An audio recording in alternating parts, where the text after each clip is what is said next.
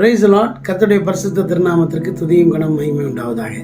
27/2/2025 ஆகிய அந்த நாளிலே ஆண்டவரும் இரட்சகருமாகிய இயேசு கிறிஸ்துவின் பரிசுத்த திருநாமத்தினாலே உங்களை வாழ்த்துகிறேன். பிரியமானவர்களே, இன்றைய வேத தியானத்திற்கான வேத பகுதி லூக்கா 13ஆம் அதிகாரம் 1 முதல் 5 வசனங்கள். பிலாத்து சில கலிலேயருடைய இரத்தத்தை அவர்களுடைய பலிகளோட கலந்திருந்தான். அந்த வேளையிலே அங்கே இருந்தவர்களில் சிலர் அந்த செய்தியை அவருக்கு அறிவித்தார்கள். இயேசு அவர்களுக்கு பிரதியுத்தரமாக, அந்த கலிலேயருக்கு அப்படிப்பட்டவைகள் சம்பவித்ததினாலே மற்ற எல்லா கலிலேயரை பார்க்கிலும் அவர்கள் பாவிகளாய் இருந்தார்கள் என்று நினைக்கிறீர்களோ? அப்படி அல்லவென்று உங்களுக்கு சொல்லுகிறேன். நீங்கள் மனம் திரும்பாமல் போனால் எல்லாரும் அப்படியே கெட்டு போவீர்கள். சீலோவாமிலே கோபுரம் விழுந்து 18 பேரை கொன்றதே, எருசலேமில் குடியிருக்கிற மனுஷர்கள் எல்லாரிலும் அவர்கள் குற்றவாளிகளாய் இருந்தார்கள் என்று நினைக்கிறீர்களோ? அப்படி அல்லவென்று உங்களுக்கு சொல்லுகிறேன். நீங்கள் மனம் திரும்பாமல் போனால் எல்லாரும் அப்படியே கெட்டு போவீர்கள் என்றார். லூக்கா 13ஆம் அதிகாரம் 1ஆம் வசனத்திலே சொல்லப்பட்ட சம்பவம் யாதெனில், தேசாதிபதியாகிய பிலாத்துவுக்கும் யூதர்களுக்கும் இடையே கடும் பகை இருந்தது. காரணம் என்னவெனில், பிலாத்து சீசருடைய அதாவது ராயனுடைய உருவங்களை ஆங்காங்கே எருசலேம் நகரம் எங்கும் வைத்தான். ரோம அதிகாரத்தை விளக்கும் கொடிகளை ஆங்காங்கே நாட்டினான். இதெல்லாம் யூதர்களுக்கு மிகுந்த கோபத்தை உண்டாக்கியது.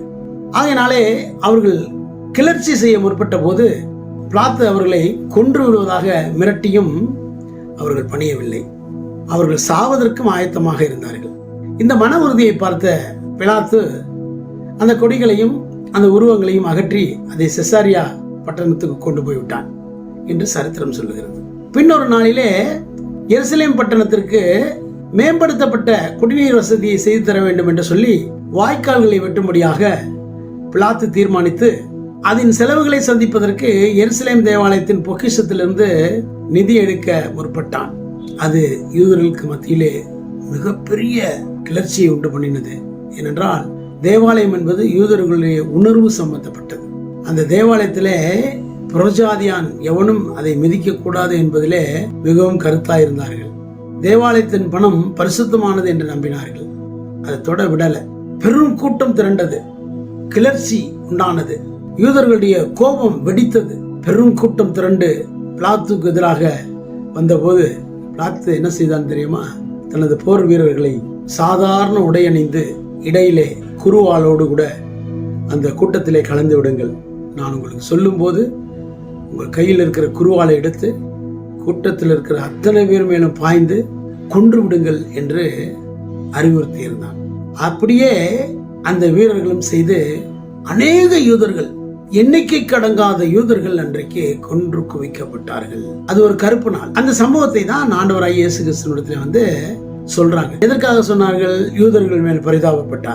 இல்லை. இதை சொல்லும் போது ஆண்டவராகிய இயேசு கிறிஸ்துவோடைய ரியாக்ஷன் எப்படி இருக்குன்னு பார்த்தாங்க. அவருடைய உணர்வை தூண்டும் வகையில் பேசினார்கள். அப்பொழுதுதான் இயேசு பிலாத்துவுக்கு விரோதமாக பேசுவார், அவரை அரசியல் குற்றவாளி ஆக்கி விடலாம் என்று அவர்களுடைய எண்ணமாக இருந்தது.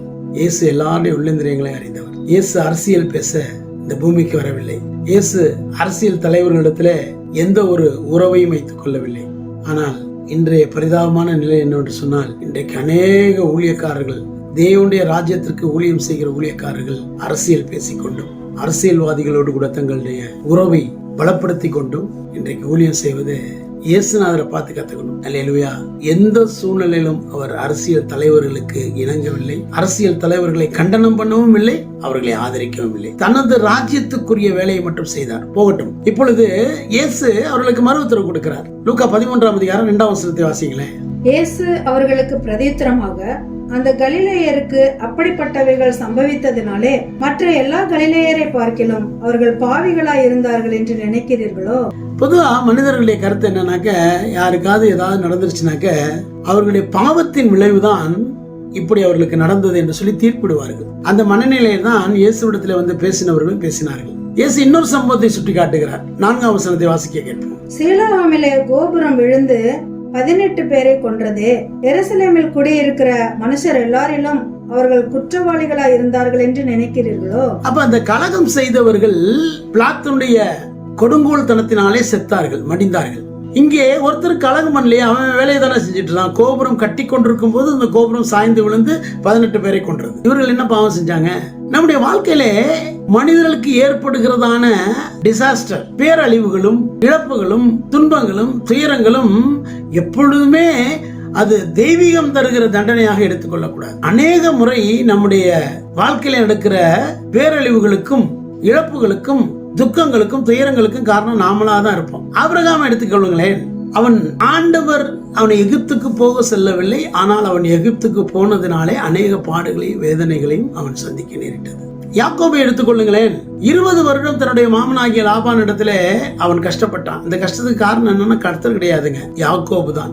அவன் தன் சுயத்தின்படி எடுத்த முடிவினாலே அவனுக்கு அத்தனை கஷ்டங்களை அனுபவித்தான். அதனால ஒரு மனிதனுடைய பாவம் தான், அவன் அக்கிரமம் பண்ணிட்டான், அநியாயம் பண்ணிட்டான், அதனால எப்படி அவனுக்கு ஏற்பட்டதுன்னு யாரையும் தீர்க்க முடியாது. கர்த்தருக்கு ஸ்தோத்திரம். இன்றைக்கு நம்ம எடுத்துக்கொள்ளுங்களேன். வழியில ஏதாவது ஒரு விபத்து நடந்து ஏதோ ஒரு அசம்பாவிதம் நடந்து கிடக்கிறதை நான் பார்க்கிற போது நம்ம சொல்லுவோம், தெரியா இவன் ஆடின ஆட்டம் எப்படி. ஒரு மனிதன் அவனுடைய வாழ்க்கையில சந்திக்க முடியாத இழப்புகளை சந்தித்து மனம் வருந்த போது அவர்கள் மற்றவர்கள் என்ன சொல்வார்கள், ஆடின ஆட்டம் தெரியா, எனக்கு அப்பவே தெரியும் இதெல்லாம் நடக்கும் என்று சொல்லி சவுளை போல வீட்டில் இருந்தே தீர்க்க தரிசனம் சொல்கிறவர்களா இருப்பார். இது கர்த்தருக்கு அருவருப்பான காரியம். கிட்டத்தட்ட நம்ம எல்லாருமே மரணத்தை நோக்கி தான் பயணித்துக் கொண்டிருக்கிறோம். அல்லேலூயா. நாம் மரணத்தை நோக்கி பயணிக்கிறேன்னா மரித்தவனையோ பாடுகள் படுகிறவனையோ பார்த்து நம்ம என்ன செய்யறோம், எள்ளி நகையாடுகிறவர்களாகவும் தீர்ப்பு எழுதுகிறவர்களாகவும் இருக்கிறோம். தீர்ப்பு எழுதுற வேலை நம்ம வேலை இல்லை, அது கர்த்தருடைய வேலை. 2ஆம் வசனத்திலே கூட மற்ற எல்லா கலிலேயரை பார்க்கலும் அவர்கள் பாவிகளாக இருந்தார்கள் என்று எண்ணுகிறீர்களா? ஆமா, எண்ணுனதுனால தான் ஆண்டவர் சொன்னார், நம்ம மற்றவர்களை பாவி பாவி பாவின்னு சொல்லியே பழக்கப்பட்டோம். ஆனா நம்ம பெரிய பரிசுத்தவான்கள் மாதிரி. எல்லாரும் கெட்டு போய் தேவனுடைய மகிமையை இழந்து போனார்கள், நல்லவன் ஒருவனும் இல்லை, ஒருவனாகிலும் இல்லை என்று ஆண்டவர் சொல்லுகிறார். நம்மள நாமே ரொம்ப பரிசுத்தவான் நம்ம நினைச்சுக்கிட்டோம்னா நம்மளே நம்ம ஏமாத்திட்டு இருக்கிறோம்னு அர்த்தம். கர்த்தருக்கு ஸ்தோத்திரம். ஆனால் வேதம் என்ன சொல்லுகிறது? லூக்கா 13ஆம் அதிகாரம் 3ஆம் வசனமும் 5ஆம் வசனமும் ஒரே காரியத்தை சொல்லுகிறது. வாசிக்க கேட்போம். அப்படி அல்லவென்று உங்களுக்கு சொல்லுகிறேன், நீங்கள் மனம் திரும்பாமல் போனால் எல்லாரும் அப்படியே கெட்டு போவீர்கள். ஆமென்.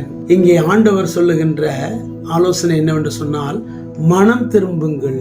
கர்த்தருக்கு ஸ்தோத்திரம். மனம் திரும்புங்கன்னு நம்ம நினைச்சுக்குவோம், ஆண்டவரை அறியாதவர்கள், பாவிகள், உலகத்தார்கள் அப்படின்னு நம்ம அடுக்கிக்கிட்டே போவோம். அல்லேலூயா. அந்த மதத்தை சார்ந்தவர்கள், இந்த மதத்தை சார்ந்தவர்கள் என்று நாம் அடுக்கிக் கொண்டே போவோம். ஆனால் வேதம் சொல்லுகிறது, சபையை பார்த்துதான், ரட்சிக்கப்பட்டவனை பார்த்துதான், சபையில் இருக்கிறவனை பார்த்துதான் வேதம் மனம் திரும்பு என்று சொல்லுகிறது. வெளிப்படுத்தின விசேஷம் 2ஆம் அதிகாரம் 2ஆம் வசனம், 16ஆம் வசனம், 22ஆம் வசனம், 3ஆம் அதிகாரம் 3ஆம் வசனம், இவைகள் எல்லாம் சபைகளை குறித்து தான் சொல்லுகிறது மனம் திரும்பு என்று. ஆகவே சபைகளுக்குத்தான் ஆண்டவர் எச்சரிக்கின்றார், நீங்கள் மனம் திரும்பு என்று சொல்லி. ஆகவே மனம் திரும்புதல் தான் இன்றைக்கு அவசியம். மனம் திரும்புவது அனுதினமும் தினம் நம்ம மனம் திரும்பிட்டே இருக்கும். அல்லேலூயா. ஏனென்றால் பாவம் வாசற்படியிலே படுத்திருக்கிறது.